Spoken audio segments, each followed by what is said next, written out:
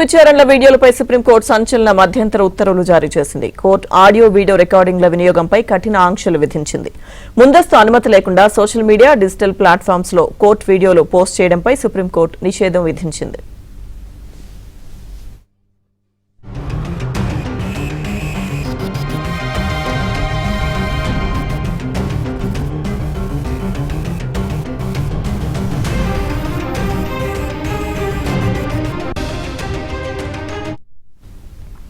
Court విచారణల వీడియోలపై supreme court సంచలన మధ్యంతర ఉత్తర్వులు జారీ చేసింది. కోర్టు ఆడియో వీడియో రికార్డింగ్ల వినియోగంపై కఠిన ఆంక్షలు విధించింది. పూర్తి సమాచారం మా ఢిల్లీ బ్యూరో చీఫ్ కృష్ణ అందిస్తారు. కృష్ణ.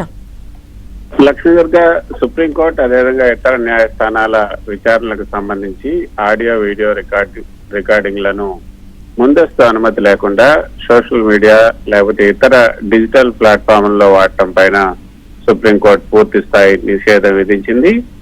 అనుమతి లేకుండా కోర్టు వీడియోలను డౌన్లోడ్ చేయటం లేకపోతే షేర్ చేయటం, యూట్యూబ్ సోషల్ మీడియాలో పెట్టి డబ్బులు సంపాదించడం ఇవన్నీ కూడా మీదట చేయకూడదు.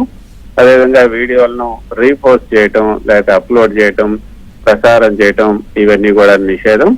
ఇక రికార్డింగ్లను ఎడిట్ చేయటం లేదా మోడిఫై చేయటం, ఉదాహరణకి మీమ్స్, రీల్స్ లేకపోతే క్లిప్పింగ్లను మార్చటం ఇవన్నీ కూడా చేయటానికి నిషేధించింది.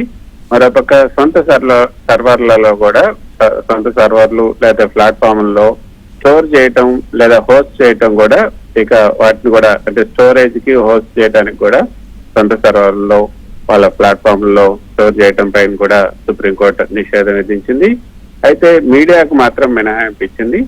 ఈ ఆదేశాలు ఏదైతే రికగ్నైజ్డ్ న్యూస్ అవుట్లెట్స్ ఉన్నాయో, గుర్తించబడినటువంటి వార్తా సంస్థలు ఏవైతున్నాయో అవి చేసే ఈ యొక్క రిపోర్టింగ్, లీగల్ రిపోర్టింగ్ ఏదైతే ఉందో దానికి వర్తించదు. పాత్రికేయులు, రిపోర్టర్స్ యథావిధిగా విచారణల సమాచారాన్ని వార్తల రూపంలో కవర్ చేయొచ్చు. వాళ్ళకి ఎటువంటి ఆంక్షలు లేవు. అయితే లక్ష్మీదుర్గ ఇటీవల మనం చూసాం, ఇటీవల యూట్యూబ్, ఇన్స్టాగ్రామ్, ఎక్స్ వీటన్నిటిలో కూడా న్యాయమూర్తులు న్యాయవాదులను ప్రశ్నించే సన్నివేశాలని, తీవ్రమైనటువంటి వ్యాఖ్యల్ని చిన్న చిన్న క్లిప్పింగ్లుగా కట్ చేసి సంచలనాత్మక శీర్షికలతో ఏవైతే రీల్స్, మీమ్స్ గా మార్చి వ్యూస్, డబ్బుల కోసం వాడే ధోరణి అయితే బాగా పెరిగిపోయింది. దీనికి సుప్రీంకోర్టు స్వస్తి పలకాలనుకుంది. అందుకే ఈ విధమైనటువంటి ఆదేశాలను జారీ చేసింది. మరోపక్క కోర్టులో జరిగే సుదీర్ఘ విచారణలోని ఏదో ఒక చిన్న భాగాన్ని లేకపోతే కొంత భాగాన్ని మాత్రమే విడదీసి అవుట్ ఆఫ్ కాంటెక్స్ట్ ఈ ప్రచారం చేయటం వల్ల న్యాయమూర్తుల వ్యక్తిగత ప్రతిష్ట దెబ్బతింటవి కాకుండా విచారణలో ఉన్నటువంటి కేసుల తీర్పులపై కూడా ప్రజల్లో తప్పుడు అభిప్రాయాలు ఏర్పడే ప్రమాదం ఉంది. మరోపక్క న్యాయస్థానాల ప్రక్రియ పారదర్శకంగా ఉండాలనే ఉద్దేశంతో ఈ లైవ్ స్ట్రీమింగ్ తెచ్చినప్పటికీ కూడా పారదర్శకత అనేది ఒక సంచలనాత్మకంగా మారకూడదనేది కోర్టు ఈ రోజు స్పష్టం చేసింది. ఈ డిజిటల్ దుర్వినియోగాన్ని అరికట్టడమే ఈ ఉత్తర్వుల ముఖ్య ఉద్దేశంగా కూడా చెప్పింది.